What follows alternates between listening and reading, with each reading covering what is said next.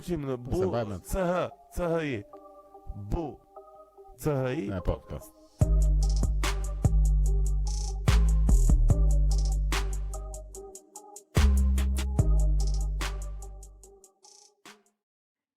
Po, Që më kishte marrë malli mua. fiksim, prandaj ajo që thash, duke kaluar ato që fillon e bësh më rehat në situatën ku edhi kupton gjërat, tani ndihem pak më i lirë për të folur se sa si dikur më përpara, se sikur krijon njeriu sigurinë në vetveten dhe në institucionin ku punon, edhe kupton që shumica rregullave janë thjesht performanca. Po ajo është me të gjitha mo. A ke parasysh edhe ajo si një rreth shoqëror. Po janë për ca njerëz që janë akoma më shumë social awkward, për shembull normalisht duhet akoma edhe më shumë kohë. Jo më pasaj kur ke gjithë presionin, e ke parasysh se varet e ardhmja jote, dëshira, qëllimet që i ke vënë vetes etj etj. Edhe avash, piano. Nuk ka qenë, është gjithsesi në fund ditës, si do që të kishte qenë edhe më përpara ato frika që kanë njëri jo po mos të ndiç ka gabim, jo po kështu. Nuk ka qenë aq keq në Angli sa që është siç ka qenë shumicën e rasteve në Amerikë. It's really është, domethënë ankthi social që përjeton studenti amerikan, qoftë edhe vendas, po sidomos ndërkombëtar, që duhet të ke një rrethje shoqëror, ke realitetin e vizës dhe të emigracionit që askush s'ta kupton përveç njerëzve si ti. Edhe ajo ka ankth shumë më të madh social. Tani është kaq më shumë ndryshe në Amerikë se sa këtej. Po është krijuar ky iluzioni tani që ka qenë mirë në Amerikë, po kur erdhi Trumpi u bë vështirë. Tani studentët ndërkombëtar janë në stres. Më parë ka qenë fantastike. Gjithmonë ka qenë problem. Gjithmonë çdo student ndërkombëtar ka ditur që statusi yt këtu është shumë i përkohshëm, edhe në çdo moment mund të kthehet mbrapsht. Thjesht shumica studentëve të arsiquatur ndërkombëtar që flasin, ose kanë privilegje socio-ekonomike nga vendet ku vinë, sidomos në Amerikë, ose kanë letra, kanë shtetësi dy fisht dhe bëjnë si gangstjera, sepse në fund ditës e kanë në shtetësinë tjetër që e nxjerrin, janë qytetarë të Romës. Prandaj sado e trisht është kjo që po ndodh tani me studenta doktorature që i mohohet drejta studimit për qëndrimet që kanë mbajtur. Më vjen çudi që njerëzit po surprizohen. Po çfarë po ndodh fiks, na e pa kontekst. Keni kujtuar. Disa student, kryesisht nga vende muslimane, me sa kam izorën të gjithë nga vende, 100% nga vende muslimane, i është revokuar viza dhe janë futur në situata dënimi ose paraburgimi, si pasojë protestave politike që kanë mbajtur në kampus. Kjo ka ndodhur për gjemën e madhe atje poshtë, e kuptova. Ata kanë ndodhur sigurisht universitetet që kanë qenë kryesare është Kolombia, sepse Kolombia ka shumë ka një traditë të atyre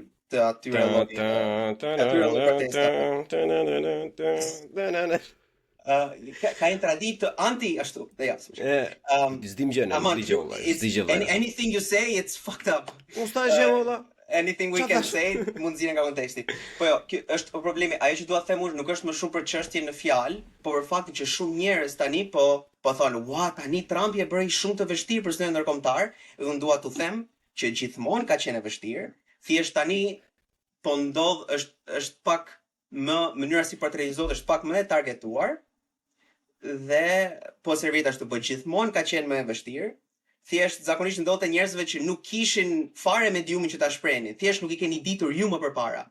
Tani po I ndodh njerëzve që kanë këtë identitetin etnik që I bashkon sadopak dhe është bërë pak më e madhe. Pra s'po them që është në rregull që ka ndodhur, po më duket sikur po fshini eksperiencën e unë se kam pasur eksperiencën e keqe, po eksperiencën e shumë të ngjashmëve me mua, që nuk kanë patur këto advocacy groups, që thjesht e kanë ngëlltitur heshtjen edhe kanë vazhduar nesërmen. Kështu që këtë ta ke njerëzit parasysh kur mendojnë se me fitoren e zgjedhjeve fundit gjithçka ndryshon radikale, gjithçka ishte perfekte, edhe tani filloi kur gjithmonë statusi si profesionist dhe si student në një vis amerikan ka qenë gjithmonë burim ankthi. Thjesht mediumi publik, siç thash fillim, ka qenë I dominuar nga njerëz që ose kanë një status socioekonomik shumë mirë në vendet e tyre, dhe se kanë problem që do më duhet kaloj disa muaj duke mbajtur veten me lekët e babit, ose kanë privilegjin edhe më të madh të paturit një shtetësi dhe green card. Ja kuptoj. Kështu që that's po me që jemi nga ana tjetër e pellgut. Si të duket presidenca e Orange Man-it deri tani? Presidenca e Orange Man-it. Digë në na juaj.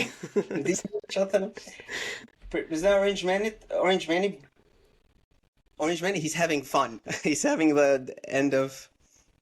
Është mirë distanca apo ishte më keq? Mirë, njësoj, s'ka problem. Thjesht më thënë dajme ta mbash në një distancë që mos ketë shumë luhatje. Okay, ja prit një sekond, mos është më mirë prit. Okay, ja, se një grush larg duhet. Një grush larg.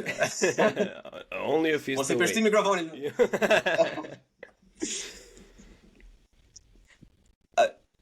Ajo që vëre më shumë është tani është më qartë se asnjëherë se sa fallse janë këto qëndrimet që kanë mbajtur njerëzit, qoftë në të majt, qoftë në djathtë.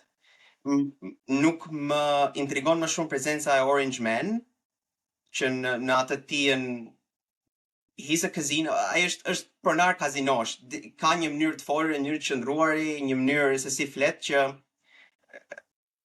ka përhequr një demografi të caktuar, edhe ka bërë me sukses atë qëllimin e vet të marrë.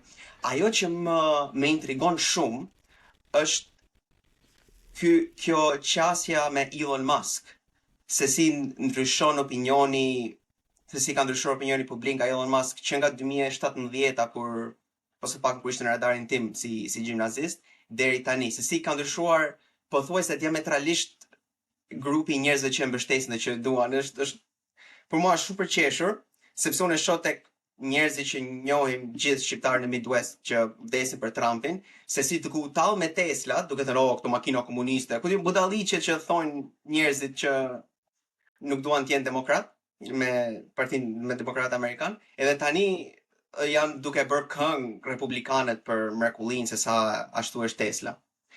Edhe mesazhin e duhet marrim nuk është Tesla mirë apo e keqe. Ike.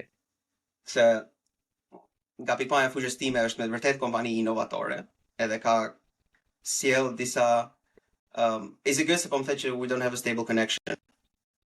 Are we good? That's all right. Erdhi prap. Okay. Tani Tesla është një kompani inovatore, nuk është se kam për të marrë me Tesla.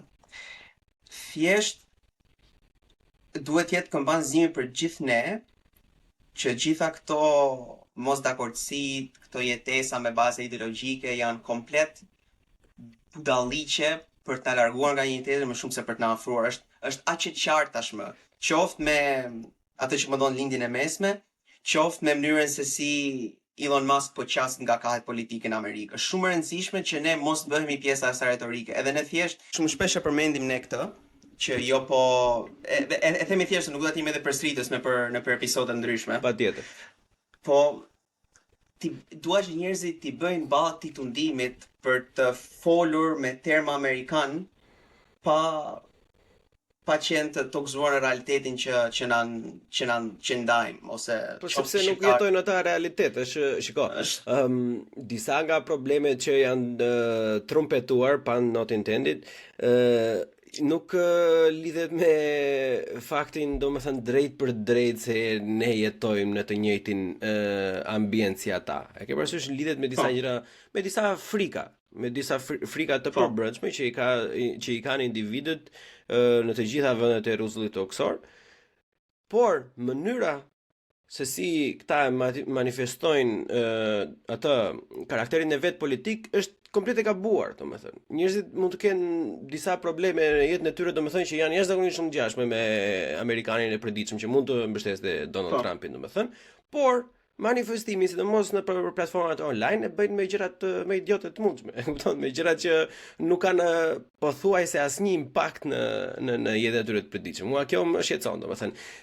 Nuk kanë aftësinë, domethënë, të jenë të përqendruar fiks tek ajo gjëja që i duhet, domethënë, po mundojnë gjatë gjithë kohës të ecin me trendin. E unë kam thënë, do ta them, është e njëjta gjë.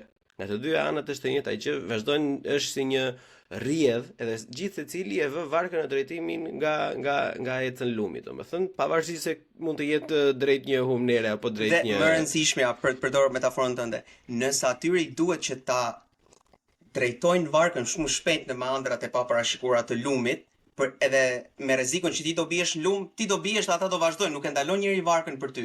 Siç Morning Joe për shembull, the host of Morning Joe, një emision komplet pro Trump, kur fitoi Trump shkuan në Mar-a-Lago për të nisur një dialog. Ose se si Daily Wire, kjo kompania që ishte gjithmonë anti-kulturë, tani kanë marrë pozicionin e monopolit të kulturës edhe po përçahen në mes të tyre. Kështu që nëse dikush ndihet si ky termi i shpifur, minorancë ideologjike në peizazhin e shfrenuar të Hollywoodit, edhe tani ishte pjesë, jemi të konservatorë, shiko këta po bëjnë filma për ne, vuri bishtalecin ky, tani po tallet me këta njerëzit.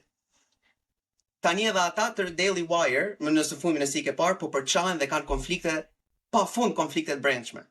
Pra këta janë shembulli juaj, këta grifters, ku më i shkolluar e ndërta ka bërë master juridiku, se në Amerika këtë inflacionin e titujve që kur bën avokat lik, kur bën law school, të quajnë doktorat, which is fucking, unë vdes nuk e quaj një avokat doktor. I will fucking kill myself. Po, gjithsesi ka doktor që edhe doktorant të matematikës nuk i quajnë doktor, domethënë kur kanë. Shiko, unë mjekët nuk i quaj doktor sepse janë mjek. Doktor is someone with a PhD. We let them co-opt it, se në shumë raste duhet bëj research për të bërë mjek. Po nëse ti thjesht ke bërë praktik mjekësore, me ato temat e shpive, me ato tema që nuk janë tema diplome që bëjnë shumica shkollat mjekësisë, mjek filani. Awesome. MD. You're MD, kurse dikush është PhD. Po nëse ti je JD, që është kur ke mbaruar doktoratën e ligj. Vance, jo. Nëse je JD Vance, and I don't call him a doctor. Dr. Vance. We have invited. Like si ka emrin ai molla. Jeffrey, se di është diçka kur te Hillbilly Elegy e shpjegon pak sepse I don't know. Se kam lexuar atë libër me të drejtën, po i di që është kështu për të bardhit e varfër, është si Bibla tyre. Pak Bibla të bardhëve të varfër është Bibla, po you know what I mean. The second Bible. Me Mahamandja dhe mana e tyre me që po bëjmë analogji, Bibla duhet të jetë metamfetamina atëherë. Yeah, they love that. Kurse nuk është si ne tjerët që metamfetamina është amfetamina që merret me ilaçe, nuk është si njerëzit në tech edhe finance, që marrin po të njëjtën drogë, po të paketuar më pastër. Anyway, let's not reveal sekretet e errta të amerikanëve. Jo, shtresave sociale amerikane, absolutisht jo. Ne distancohemi nga qëndrimet e këtilla. Amerikanët nuk abuzojnë performance enhancing drugs në çdo mënyrë. Pra, jo thjesht ajo që The Daily Wire po përçahet që gjithmonë bëjnë këtë frontin e bashkuar against the woke.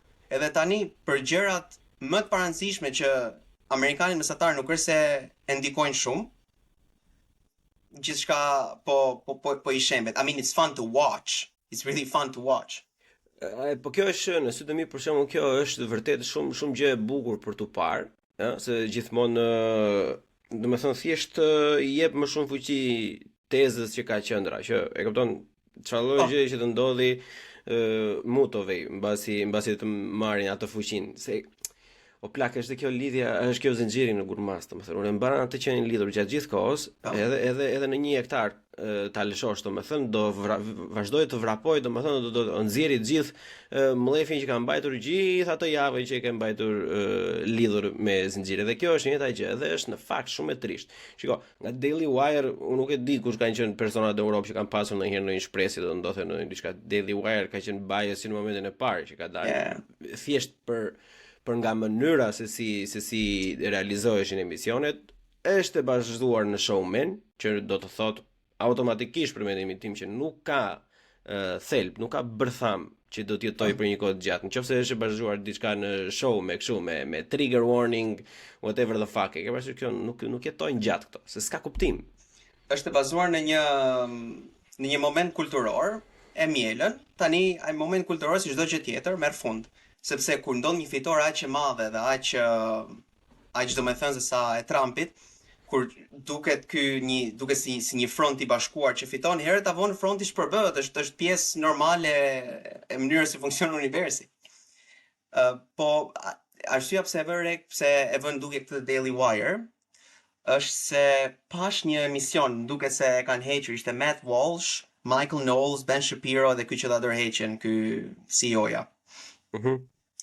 Dhe ishte një moment që po thoshte dikush pse gjykohemi ne se cilat shtete mbështesim, unë si Amerikan duhet gjykom se sa dua Amerikën, një se cilat shtete mbështes, e dikush tha, jo po është argumenti gjeopolitik, jo po interesa jon, edhe sikur disa njerëz Hungrinë filluan, mund t'ja shikosh fytyrën se like, e kthen 10 sekonda mbrapa shikon fytyrat, e shikon si njerëzit po të kurren.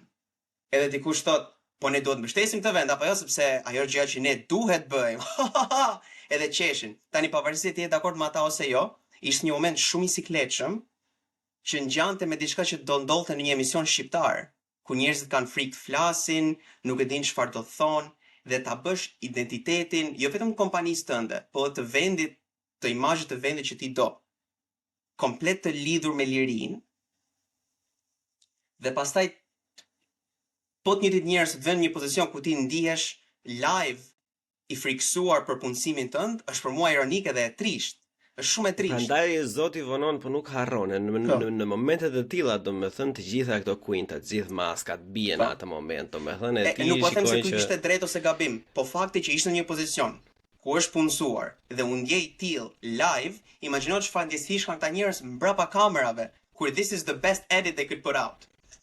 Dhe prandaj është me që jemi këto dy pyetje kam në radhë, duke që ta afrohemi më afër kontinentit ton. E para është goxha gjenerale, domethënë, edhe pa lidhje fare me kahet.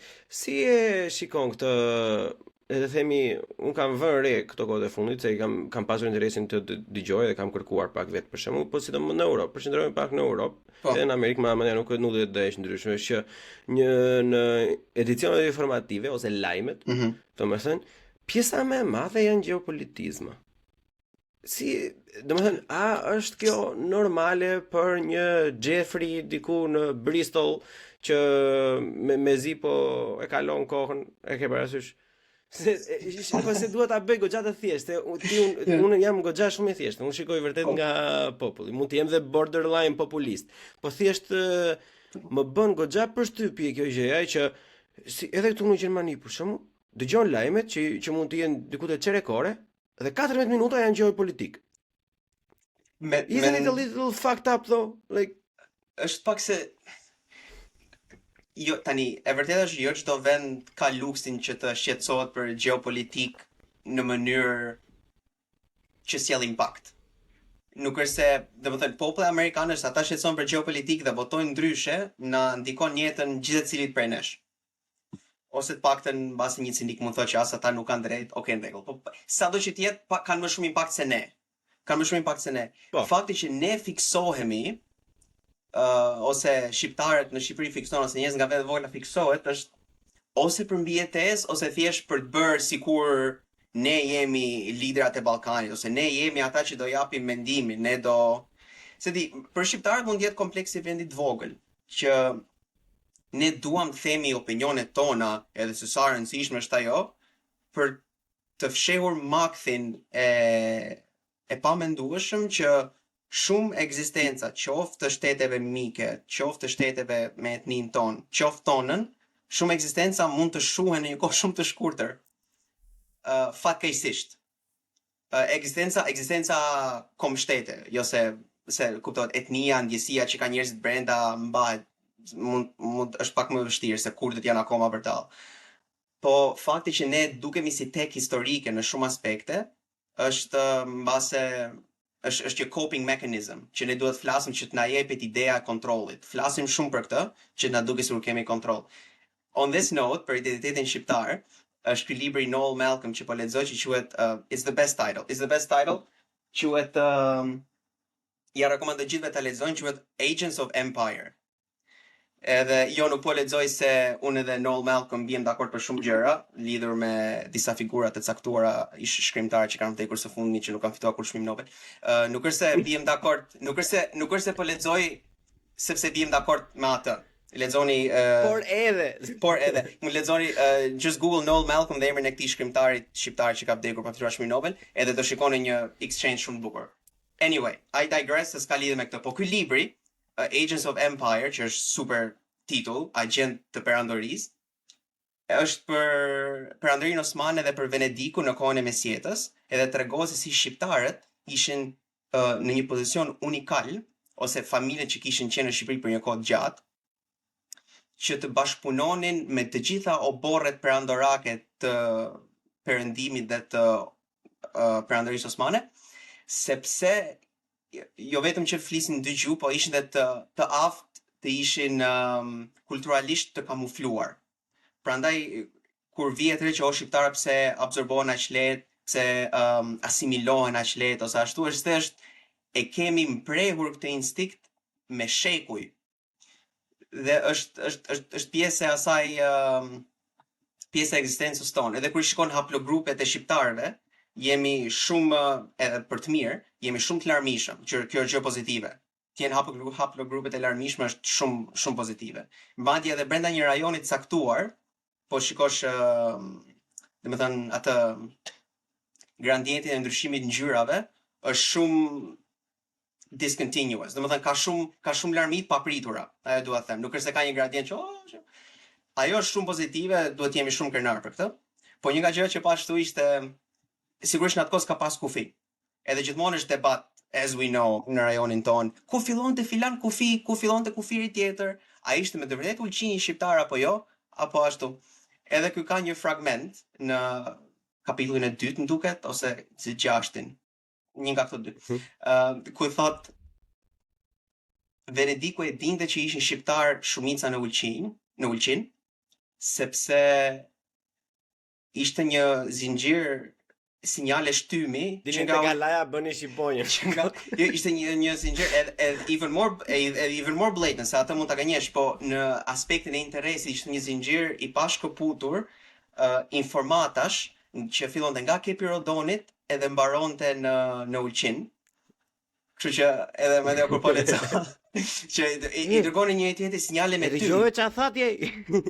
Zure sinjale me ty duan kështu, duhet duhet mbartë se nuk shkon tymi direkt, po ishte një sistem aq i shpejt se është më shpejt se plumbi, I don't know, është më shpejt se të kesh një plumb, po është më ngadalë se të kesh një anije.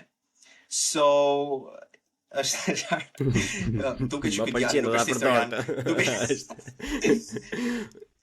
Dhe tregon që they were aligned, ishin domethënë të ndërvizuar me njëri tjetrin dhe me interesat e tyre që në atë kohë. Dhe sigurisht nëse nuk flet jetën gjuhë dhe sinjalet e tymit mund të jenë pak më të vështira për të arritur dakordsinë se çfarë duhet themi kur, sepse janë situata shumë komplekse për corsairs ose për piratët e rajonit. Dhe kur bële zemre do çuna. Jo, që di që ja kanë dalë në fakt se sot një nga Durrësi nuk e di me sa lehtësi mund ta kuptoj një shkodran. Po pra, kurse në atë kohë veç me sinjalet e tymit. Ndoshta ajo, këtë na ka marrë komunizmi, sinjalet e tymit. Ajo do na kishte shpëtuar. Po thjesht duheshin drut janë të partisë. Po lexoja nga një anë, po thoya, "Ua, shumë mirë sa të organizuar, jam shumë krenar për ta nga ana tjetër." Ca ty çuna. Let's fucking go. Po vështron gjë me ata. Ka edhe një gjë tjetër që prap lidhet me atë që tham fillim me Daily Wire edhe me këto se mos duket sikur po e kam veç me Daily Wire. Kam më shumë me të majtë të bilës, më pak me Daily Wire. Me Daily Wire vetëm së fundmi. Se s'dua të krijoj idenë se kam shumë miq që kanë qef Daily Wire, nuk do no disrespect to them. Ti më kam pasur qef vet, kështu që në Daily Wire edhe ky Charlie Kirk. Që nuk është Daily Wire, but it's like tangent me Daily Wire. Këto kanë këtë praktikën që e bën amerikanët, se që realiteti amerikan është aq i privilegjuar sa they actually talk left and right. Diskutojnë, jo po se Bibla tha kështu. Jo po unë në fakt kam bërë 4 vite shkollë që tregon se Bibla ka thënë diçka ndryshe. How fucking privileged do you have to be? 4 vite shkollë për ne janë një mënyrë si të mbijetosh në një vend të huaj, si të kesh një degë që ata të thonë, "Ok, mund të rish këtu te ne, mos shko në fshatin nga ku ke ardhur." Kurse ata janë aq të privilegjuar sa thonë, "E di ç'a, dua të mësoj pak për shkencat politike, dua të kuptoj çfarë ka thënë me të vërtetë Eduard Saidi këto 4 vite para se të filloj. Po çfarë është orientalizmi?" Edhe surprisingly dalin komplet të paditur për orientalizmin. Anyway. Prap themi tallën me njerëzit e Kolombjas. Dhe ata kanë një traditë që bëjnë këto sulmet, debatet në kampus që show me why I'm wrong. Edhe ky që e la ishte një që dilte me filxhan, e thoshte change my mind. Change my mind, po. Ishte shumë ikonik ai për në. Shumë ikonik. It was a good meme. It was a good meme. Stephen Crowder or something. E la se, you know, whatever. The grift can only last so long. Grift quhen këta që e përdorin. A ka përkthim grift, se nuk është telendar. Telendar është troll. Grifters janë nuk është as mashtrues. Grift quhet kur e përdor një situatë për të mashtruar, po jo se për shembull kur ndon një pengesë politike ose një debat politik ti e përdor për të po është një fjalë TikToku shqiptar për këtë. Si është? Intrigant. Intrigant. Është intrig, ka intrigë për grifter, është një mënyrë e veçantë që bëjnë shumë senatorë për shembull që e marrin një temë edhe përdorin për agjendën e tyre pavarësisht se tema mund mos ketë shumë lidhje me atë gjë. Ose Ben Shapiro për shembull kur del një film, i bën analizë konservatore e filmit kur nuk është se ka ndonjë vlerë që ti po i shton. It's a bit of grifter. Gjithsesi, këta kanë këtë dhe mundohen t'i bindin njerëzit. Kanë këto videot që del ky Charlie Kirk, edhe i bind njerëzit që pra ti mendon se krishterët duhet të mendojnë kështu, ë? Kështu, ë? Atëherë ti mendon kështu. Edhe njerëzit thonë, "Wow." Edhe gjithmonë në 100% të rasteve këta i fitojnë këto debatet, se debatojnë me fëmijë. Dhe unë mendoj që me të vërtetë në psikozën amerikane, dhe të shumë njerëzve, ata mendojnë se ashtu i ka konvertuar Perëndëria Osmane shqiptarët. Jam shumë i bindur që in the heart ka dalë një Mehmet Pasha edhe ka thënë change my mind if I'm wrong, edhe me argumenta, ta i kanë bindur shqiptara që të konvertohen, ose mendojnë që e kanë bërë me dhunë, kur te ky libri Noel Malcolm shpjegon se si ishte një proces me shumë nuanca, një proces shumë gradual, shpesh ishte si pasojë e pak të kjo miko, mungesës fondeve po. Nuk kemi pasur kohë rrjedhë ta bisedojmë për të pjesën e nuancave. Unë librin në fjalë nuk kam lexuar, po kam lexuar disa të ndryshme. Kam lexuar 2 gjerman, kam lexuar një kështu siciliano, austriako, liechtensteinez, nuk e di se çfarë ishte fikse, se baj mend, domethënë që gjithmonë përmendin të pjesën e nuancave. Kurse unë jam i mendimit domethënë që është dhunë edhe dhunë e pastër. Po kur them dhunë, nuk po them që doli njëri me një hugardhi atje, domethënë dhe ja fuste në kokë të gjithëve. Tani, një taks që i vjet robit mbi sipër është dhunë. Kupton? Në qoftë se nuk i përket një lloj besimi të caktuar ose një lloj grupimi ideologjie të caktuar, atëherë ti nuk mund të mbash një ofiq në fshatin tënd, domethënë të bëhesh kryeplak, kjo është dhunë. Yeah, they were politically incorrect. A di çfarë s'ka pat Perëndëria Osmane DEI. That was their problem. Nuk kishin për shembull, ku e keni përqindjet krishterëve këtu, zoti i madh, nuk keni absolutisht. Nuk e di. Ja pyete këtë. Hussein Hasan Halil Maroj, ik. There was no DI criteria. Ndoshta kam pas në fillim edhe Sultani Raz ka qenë Trumpi, edhe ka thënë no more DI, dhe janë gjithashtu. Edhe ka thënë, "Yes, meritokraci, është." Jo, do flasim për këtë thjesht për ta mbyllur atë harpun që po flisim për situatën amerikane. Ndonjëherë duke qenë nga një vend i fuqishëm që ka peshë shumë të madhe, i krijon njerëzve idenë që gjërat janë aq thjeshta sa një debat në kampus ose sa debati mes të majtës e djathtës, kur gjërat janë aq të grumbulluara dhe aq me nuanca. Në përgjithësi, kur them nuanca, them që nuk janë thjesht të majtë e djathtë. Saqë harrojnë që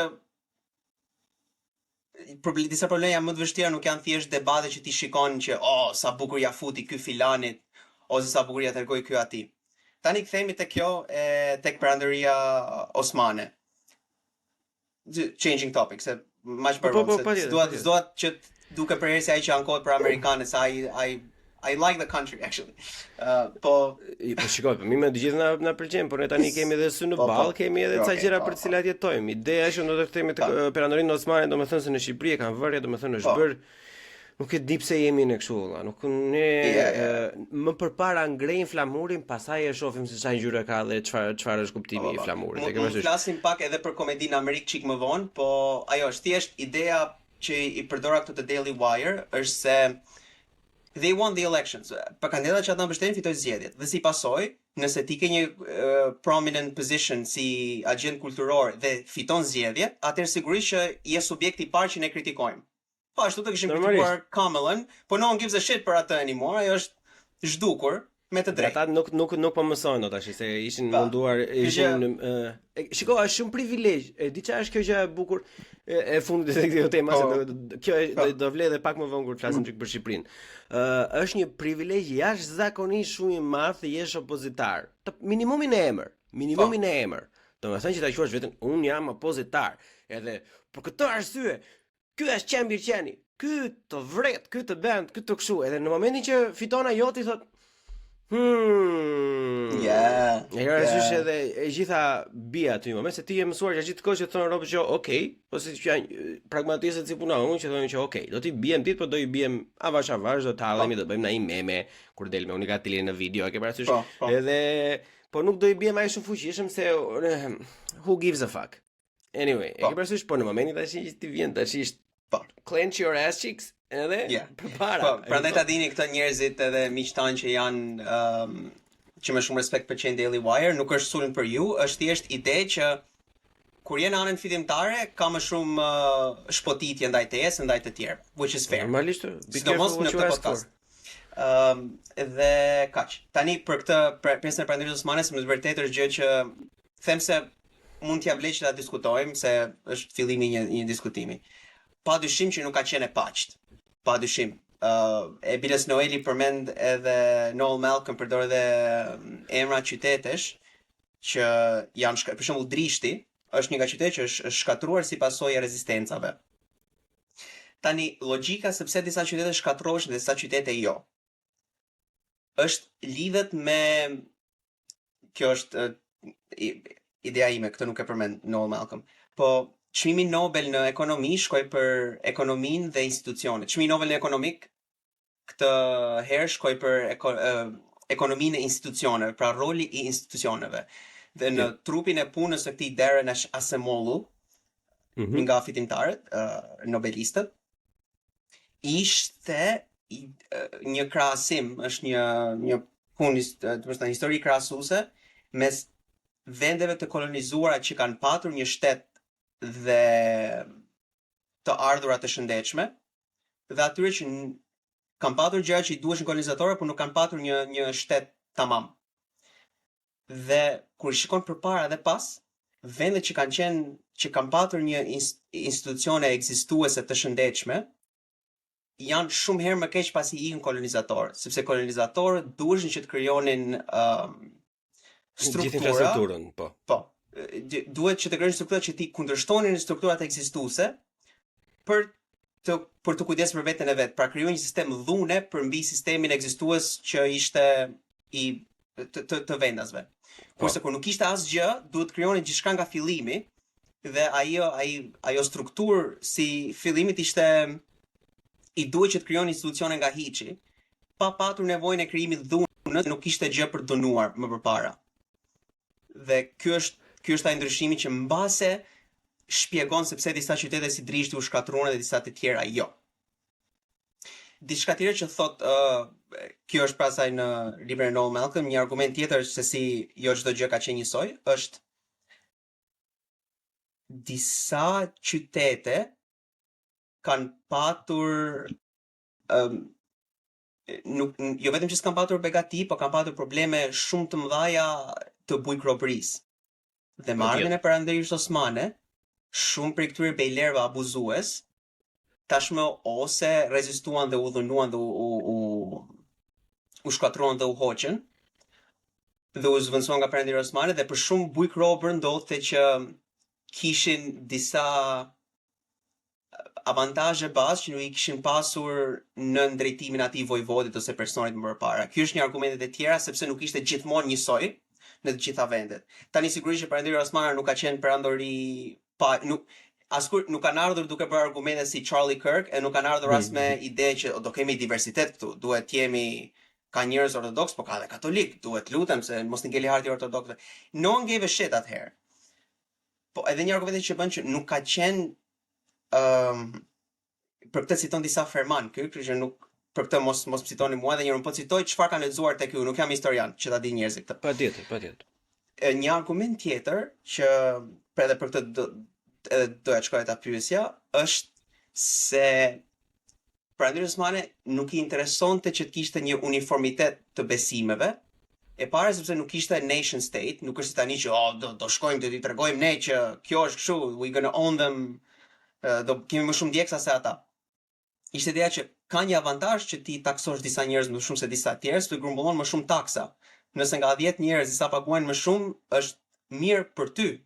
Sepse këta njerëz ishin zakonisht tregtar ose njerëz që kishin mundësi dhe kapacitet për të gjeneruar ato taksa. Prandaj për sa kohë që parat ishin aty për të bërë pushtime të tjera, Prandaj Osmane e lejoi ekzistencën e njerëzve që mund t'i taksonte ndryshe. Dhe normal kam thotë këtë që shumë njerëz që në fillim janë larguar sa ndodhte pushtimi. Do të thotë që shumë familje largoheshin, pastaj disa familje vinin si administrator të anës tjetër dhe qëndrohen aty. Nuk ka qenë tani që jetoj tek lagja ime, këtu do jem unë, jam kombinatas, jam si këto, jam. Jo, ja ta bëjmë bisedë, domethënë se kish kuptimin më I madh, domethënë kjo është që ka qenë dhunë dhe ka qenë të këqinj. Tashi me mendjen tonë të 2025 nuk diskutohet që ka qenë të këqij, po nuk gjykohet gjëja ashtu, nëse të pak unë as nuk jam historian. Po patjetër ka qenë të këqij, 100%. Jam 100%. E kam hobi dhe lexoj, po duhet të kuptojmë pa kontekstin e kohës. E ke parasysh? Është perandori vëlla, e kupton, nuk ka ardhur aty për të fituar çmimin Nobel të paqes. E ke parasysh, ka ardhur aty për të bërë lekë vëlla. Motherfucking cold hard cash. Nuk I intereson atij se e ke emrin Bleon, Uliad, Hasan, Hysén apo Kristoforidh. E kupton? Është gjëja, domethënë e fundit fare që interesonte atyre. Ata kanë bërë diçka në fakt që vazhdon teza ime që turqit nuk kanë asnjë gjë vetë, po e kanë marrë gjithën. Ata kanë marrë gjithë kulturën turkike të post Genghis Khanit, e kanë miksuar me çfarë bënte Alexios Komnenos në Bizantin e vonshëm për pjesën e taksave dhe e kanë aplikuar në Ballkan në një mënyrë perfekte. Genghis Khan ishte I pari që nuk interesonte fare se ç'a besoje ti dhe kujt I faleshe në drek apo në dark. Mjafton të jepja haraçin atij vllai, shihemi muajin tjetër. Jemi në rregull bashk. Njëtën që bëna ata, edhe I vun atë spice-in on top, të më thënë që Alexios Komnenos, shumë duhet ta kenë lexuar për shembull, duke I qëndruar edhe modernitetit grek truin itself, të më thënë, e taksonte çdo lloj minoriteti etnik në perandorin bizantin. Duke filluar që nga Levanti poshtë, të më thënë, edhe deri sipër. Edhe në një mënyrë të pamërshishme, të bazuar në numra, të bazuar me delegat që ai I njifte. Turqit kanë bërë njëjtën gjë në Shqipëri, ose Osmanët, më saktë. Osmanët kanë bërë njëjtën gjë në Shqipëri, në Bullgari, në Serbi etj. Domethënë. Dhe shumë shkollar të Bizantit, për të shtuar këtë, të gjithë janë dakord këtë se obviously në universitetin tim ka shumë njerëz të fiksuar pas asaj kohe, pas Bizantit, pas, ka një traditë në humanities para se të ekzistonte shkenca siç e njohim sot në këtë universitet. Patjetër. Prandaj ka akoma studiues tillë. Dhe të gjithë bien dakord me faktin që kur kur Osmanët shkuan në Konstantinopol, u bizantizuan me qëllim, kishin një kulturë dhe respekt shumë të thellë ndaj vendit ku ata shkuan. Nuk është se shkuan si barbar, domethënë sigurisht ata pushtuan, nuk është se erdhën me flamur me ylbere dhe me daulle. Normalisht. It was fucking hard, po nuk ishte ideja e tokës së djegur. Ai pushtim ka qenë më shumë si një shkrirje institucionale dhe ka pafund fakte se si këta, siç the ti, përveç jurisprudencës, po edhe për shumë gjëra se si e quanin veten në radh parë sultanati I Romës e shumë gjëra tjera që ishin shumë pro Bizantit. Prandaj kjo ideja që jo po erdhi këto interpretimet islamike 2 shekujve të fundit janë pak jo konstruktive. Po historianët kanë qenë kur dakord me ato, so it's like it's a waste of time që të vrasin kohën. Është gjithkohës një humbje kohe, domethënë sepse nuk ka rëndësi fare se për çfarë lloj shteti apo çfarë lloj etnie flet, gjithmonë do ketë persona që mendojnë që janë të më thënë yll I rën nga qielli dhe do ketë persona që mendojnë që janë fundi botës, do më thënë. Kur për mendimin tim me aq sa kam lexuar unë, do më thënë për mendimin tim, Osmanët kanë qenë luftëtar jashtëzakonisht shumë të aftë për kohën e tyre, një nga forcat militare më elitare të kohës, do më thënë, duke e njohur jashtëzakonisht shumë mirë armikun e tyre, që ishte Bizanti, që edhe jep dhe shkas pastaj që pse u çuditën me pjesën e sipërme të Bizantit, që nuk ishte e njëjtë me pjesën e poshtme, dhe ishin të përgatitur në çfarë do lloj mënyre, domethënë, që e thënë shit, ja hiqnin breket në çdo kohë, kupton? Humiliation on every corner. Kaq e thjesht është, e kuptoj. Pastaj çdo gjë tjetër ata nuk kanë pasur asnjë gjë vet. Thjesht kanë qenë kameleon perfekt. Në çdo vend ku kanë vajtur kanë marrë më të mirat e asaj gjëje dhe kanë përdorur në ato në si thon, për veten e tyre, për të ecur përpara. Të njëjtën gjë bëjmë ne sot. Ikën ti në Oxford, mëson, merr gjërat më të mira që ka Oxfordi për të ofruar që ti të çash në jetë, apo jo? Okej, ja. Ja thjesht më kujtoj. Po na thuaj tash të qeshim dhe ne kota që. Jo më nga që u surprizuar nga pjesa poshtme, like we all gjithë na ka ndodhur gjithmonë që nga pjesa e sipërme duket bukur, pastaj pjesa e poshtme thonë, "Wait, what?" Në Oxford. E vërtetë është, jam dakord, shumica perandorive përveç kësaj të fundit, kjo Amerikania, një sfidë e madhe ka qenë duhet të jesh një zgjerim të vazhdueshëm që të suportosh monedhën tënde, të suportosh aftësinë për të mbajtur gjallë vlerën që I premton njerëzve në transaksione. Është normale, it's not sustainable. Prandaj edhe perandorit kanë ciklet e tyre dhe ashtu. Po sepse kurse kjo është ndryshe, Amerikani është ndryshe. I don't think që do ketë cikle, whatever. Diskutim tjetër. Do ketë. S'mendoj se është njësoj, po do ketë cikle ndryshe. Më rëndësishme mendoj se është gjithmonë që është është si kompani, është si një korporat, është si BlackRock apo ku dëgjon. Plak nuk I intereson më fare, e kupton, nuk I pas ke lyer flokët kështu fosforeshente të ndriçosh natën. Në momentin që ti bën lek valla, mbaroi. Kaq. Kjo njerëzit I humanizojnë korporatat më shumë se duhet. Kur doli ky Mark Zuckerberg te Joe Rogan që ishte doli me varse, me flok të... Po, atje si ka qenë ajo plako, si rëfim katolik ka qenë atje, vajit dhe prifti të ulej. Po, faktisht njerëz mendojnë që, shiko, edhe ky ndryshoi mendje. Është gjithçka shfaqe, ky ka njerëz PR që kanë thënë, po sikur të vishë shumë ose shumë mirë këta, po sikur kanë këtë, në rregull, bëj pak stërvite kështu. Se kuptoj sepse njerëzit imagjino ai PR-i do të qenë dikush, po sikur të vishej se dikush që I bie me dorë 7 herë në ditë dhe pi një vape me shtjelë ullështrydhe. Po sikur të vishej si shqiptar. Mark, hear me out. Shqiptar.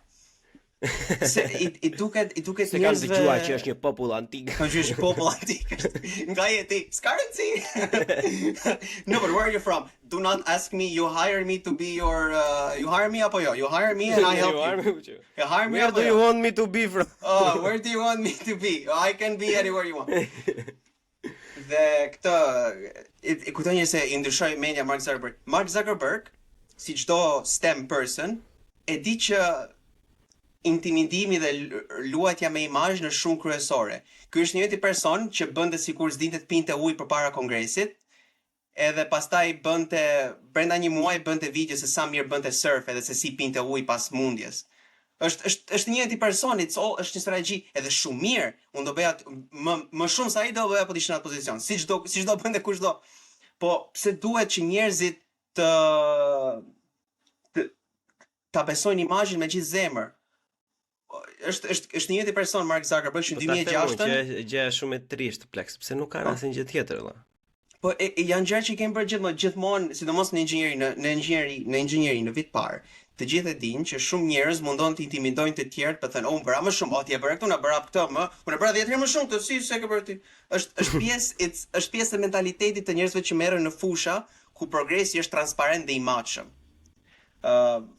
Thjesht kjo ndodh. He is one of us. E kuptoj mendsinë e tij. Ky është I njëjti person që në 2006 shkoi I veshur me shapka dhe me rob disham për të folur me investitorët, për të bërë si një gjeni, nuk s'pata kohë të vishesha, nuk it's all a show. Kur Elon Musk thotë nuk kam kohë të shkoj në shtëpi, jetoj I live in a trailer. Po pra po, he actually lives in a trailer dhe vuan Elon Musk sepse do që ne të shkojmë në Mars më shpejt se ose një budallë tjetër që ishte By the way, bëni donacione në Buçi Podcast dhe çdo 50 cent çojmë Elon Musku që të bëjë një shtëpi si gjuna. Dhe njerëzit i besojnë këto, duket shumë zhëti me rrethim që këta njerëz janë aq të vojtë kur ditë Elon Musk e thoshte, "Më falni se kam dy ditë që nuk punoj edhe jo, më fal, kam 2 ditë që nuk fle, se jam duke punuar shumë, që më falni këtë mbledhje vizitor që do jem paksa pa gjumë." Domethënë, mund besosh që është njëri brillant dhe të mos e besosh këtë gjë. Pse duhet që njerëzit ose mendojnë që ai është një debil që nuk di asgjë, që s'ka ditë fare idën raketave po vjen nga inxhinierat, ose mendojnë që ky është dora e Zotit mbi tokë. Pse s'mund të jemi realist, mor? Performon pak, po edhe ja ka ide natyrë që po bën. Njoft pafundësisht njerëz, qoftë nga inteligjenca artificiale, qoftë njerëz që kanë patur në shkollë, është 4 vjet më mas unë ideali, që punon për SpaceX tani. Elon Musk me të vërtet që rrimi inxhinierat, me të vërtet që kupton çfarë po ndodh, me të vërtet që gjatë gjithë kohës rri e flet për Marsin. It's fucking true. Burime të ndryshme njerëz që nuk ka asnjë arsye që të gënjejnë, biles kanë arsye që të gënjejnë për ta ulur poshtë. E thon këtë. Në të njëjtën kohë, mos bëni sikur kjo është përgjigjja e Trumpit si, domethënë, ky duhet të jetë presidenti përgjithmonë sepse Elon Musk është i pakundërshtueshëm, ose që është komplet idiot. Pse duhet kemi pak nuancë për një person? Kaq të ke për renti për Elon Musk. Po sepse shiko, një gjë që më pëlqen nga ato që predikon në fakt Joe Rogan për ato episodet e veta është domethënë kjo martesa me iden. Janë të martuar, nuk e lëshojnë dot më vëlla. Ke parasysh është e njëjta gjë në histori, në inxhinieri, në politik.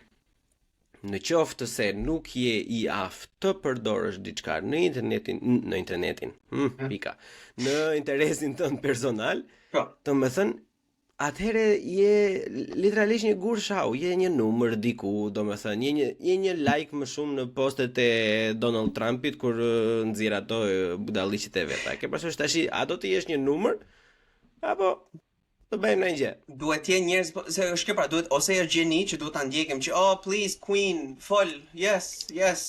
Si kështu, duhet të jem ose si në kish që po predikon dikush dhe janë njerëz gjithë dakord, ose duhet të jetë komplet idiot, nuk di asgjë, ky s'merr vesh fare as nga raketat, nuk di gjë ky këto.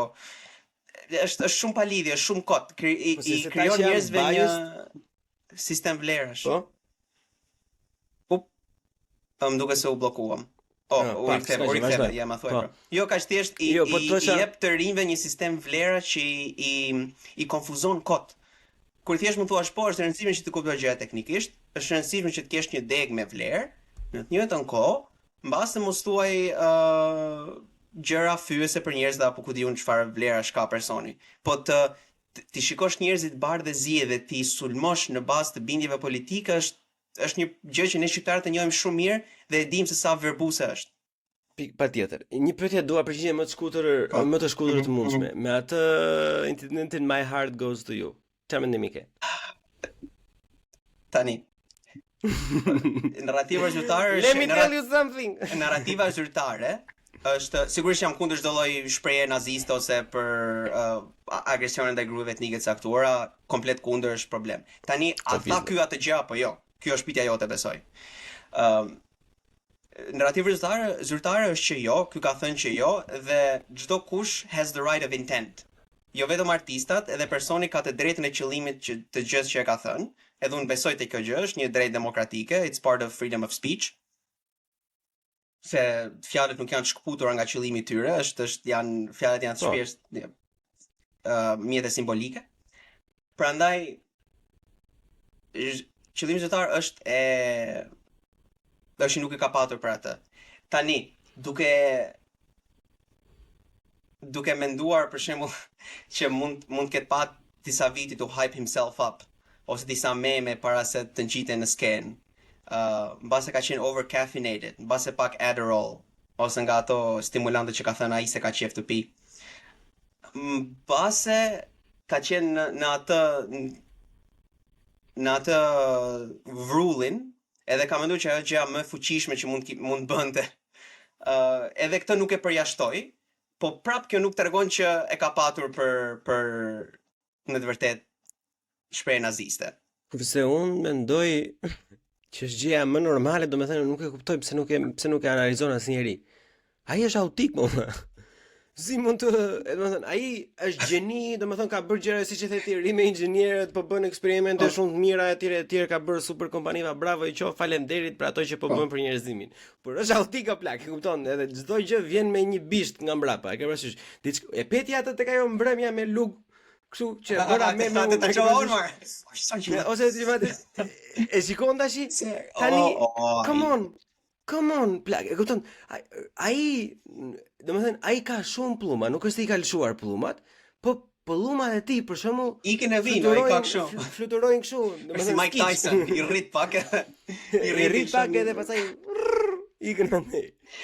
Domethënë unë nuk edhe prandaj domethënë e disa serioj distancoj. Endaj një individi do përdorën fjalë o bëra se këta duma tash. Ta cekim pak këtë muhap, ta cekim pak këtë temë.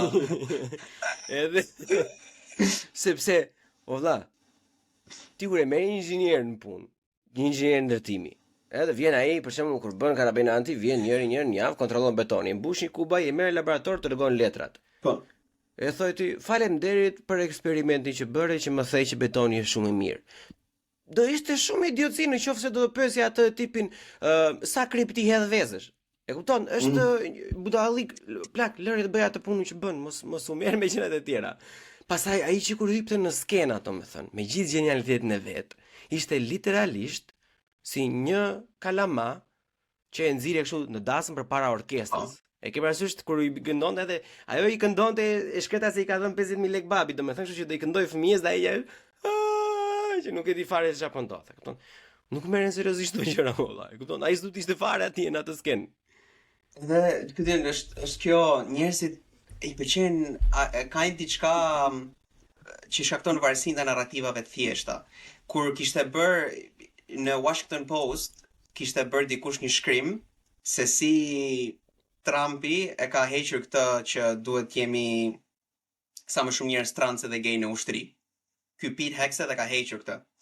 Edhe ishte një opinion piece, shkruaj opinion piece, shkruaj edhe emri se kush e ka shkruar, që është një person pro Trumpit. Është transparente, një person pro Trumpit ka thënë diçka pro Trumpit, këto janë argumentet e tija. Ky është opinioni i tij. Lexoj ose jo, ne po themi që ky është opinioni i tij. Dhe ilustrim, gazeta vet kishte vënë si ilustrim një televizor të vjetër, edhe shenja naziste e homoseksualve dhe njerëzve trans me një vizë të kuqe. Dhe tani Trumpi i kishte bërë share linku të artikullit që kishte këtë foton. Në shumicën e këtyre aplikacioneve linku hapet edhe një imazh i vogël aty poshtë. Edhe aty u hap imazhi vetëm që ishte ai linku që është kjo shenja tyre nazistëve për kampet e përqendrimit. Tani sigurisht që është shenja të tmerrshme sepse është krejtësisht e patolerueshme që të përdorosh atë shenjë për të përshkruar njerëzit e atij orientimi seksual, kur ajo shenjë është përdorur për t'i shkatruar ata. Pra nuk është e patolerueshme që dikush ta përdorë atë shenjë. Tani mënyra si raportua kjo, nuk ishte kjo që thash unë, ishte që Trumpi i bën share imazhit nazist për homoseksualet. Këtu është problemi. Tani, kjo është sigurisht është e tmerrshme dhe patolerueshme që të sulmosh dikën në bazë të orientimit seksual, sido që të jetë. Edhe gjithë jemi dakord për këtë. Ose gjithë njerëzit që respektojnë. Po ajo, nëse po flasim për një ndonjë gjë, domethënë, ajo ishte mënyra se si ata etiketoheshin gjatë nazizmit, me atë vjen e kuqe që domethënë që negon atë, domethënë që ti nuk duhet të bësh atë gjë, kështu që në fakt ishte pozitive, edhe ishte në një domethënë harku korniza ishte harku televiziv, ishte brenda e televizorit të vjetër. Pra tani unë nuk është se dua t'i jap atij benefit of the doubt ose jo. Ideja është që nuk duhet të na interesoj nëse japim benefit of the doubt ose jo atij personit.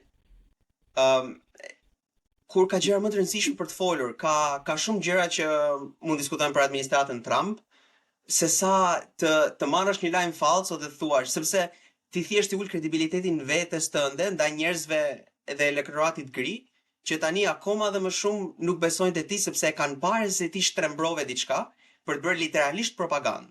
Literalisht kur ti shtrembron vërtetën, nuk është gënjeshtër, por është propagandë. Ka një arsye sepse ekziston si fjalë e veçantë kjo. Edhe Noam Chomsky, kush mund ta lexoj, i referon argumentit të tij kur thënë këtë. Jo timit. Për mua janë gjitha gënjeshtra.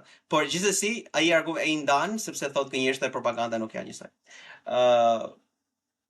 Edhe ideja që kjo është mënyra si ne kemi zgjedhur të komunikojmë. Janë të varur, e kupton, sepse ata janë mësuar ulëdhje dashur në një periudhë, domethënë me një luftë sociale që ka qenë omnipotente, domethënë ka qenë në çdo lloj, ka qenë në steroide, e kupton, në çdo lloj cepi të mundshëm, domethënë, bëj kjo gjë, klikime pafund, e kupton, clickbait pafund, vë një nga këto fotot, vë një Trump thotë të vdesin gate, bam, 6 biliard kliksa aty. E ke parasysh? Edhe kjo gjë ka shitur ai shumë, kupton? E ta janë vërtet ai që I'll suck your dick for the fiver. E ke parasysh? Në atë mendësi janë për momentin. Me këtë stil bëri karrierë dhe Blendi Fevziu, gjithë nuk se keni parë si funksionon opinioni, është fikse një njëjti stil. Një njëjti stil që është performanca të debateve ideologjike në një shoqëri të privilegjuar, që ti në mënyrë të cekët i ke marrë borxh për një shoqëri tonën që është absolutisht e paprivilegjuar dhe shumë herë më e vuajtur. Edhe ne tani duhet bëjmë debate proxy për gjëra që nuk na ndikojnë direkt në jetën tonë, dhe kjo sigurisht ka infektuar edhe shumë parti politike shqiptare, qoftë opozitës, qoftë majorancës. Hajde pra, më buri dheut. Na e shpifën duke munduar të përkthejnë budallaliqe. Për shembull, kam dëgjuar shumë opinionistë që thonë u hoq USAID, më në fund ja futëm Sorosit. Kur Sorosi, he still has money. E keni parë sa darka e dreka ka shtruar Sorosi në Davos? He's still around. Si fondacion, nuk është se u zhduk nga që USAID iku. Thjesht iku një vegël më shumë për shoqërinë civile, që për disa çmoj si e dobishme, për disa si e pa dobishme. Kjo është debat shumë i gjatë. Po që i ka bërë të dyja, e kupton, edhe të bishme dhe të dobishme, si çdo lloj gjëje tjetër që jemi duke e thënë gjatë një ore për momentin, e kupton që gjithmonë ndodhen të dyja gjërat, kështu që arsyesh nuk ishin ndjenjat, nuk ka ndjenja fare, ndjenjat, the feelings are not real. E kupton? Kjo është debat më interesant, okay, USAID çfarë po ndodh, cilat janë nuancat, çfarë gjëra janë më mirë, çfarë gjëra janë më keq. Ose thë USAID ose mos e thoj fare. Se USAID kjo ideja që janë organizatë bamirësie, se kanë A te emri, po është International Development Agency, nuk janë organizatë bamirësie. Disa do thoshin that's intentional. Po I mean nuk është ne s'duhet ta themi gabim. Marketingu. Nuk është ne s'duhet ta themi gabim, se it's like it feeds into the narrative, Kështu që është USAID. Është një debat shumë i gjatë dhe me i nevojshëm se sa ndikon kjo, është i mirë apo është i keq, si duket hegemonia amerikane në drejtimin e Trumpit. Po nuk duhet jetë hajt festojmë sepse tani Sorosi është më pak me influencë, që është komplet ortogonale me atë që bën Trumpi. Jo, shiko, në fakt nëse vërtet besojnë që Sorosi është ai që këta mendojnë që thonë duhet të kenë më shumë frikë tash. It's like a corner dog. Tani kur ti e fut në një cep dhe i heq ato, fillon bëhet më agresiv. Po shiko, po thonë gjëra që janë pak më të shumta. Hajde flasim pak për vllain jo famoz të Mario dhe Luigi, që është ai La Coavita, si e ka, La Civita, që ka vajtur tash te PD-ja, që po ndihmon PD-n do Shqipëria madhështore, Malakamu. Buqim në bu, CHI, bu, CHI, podcast.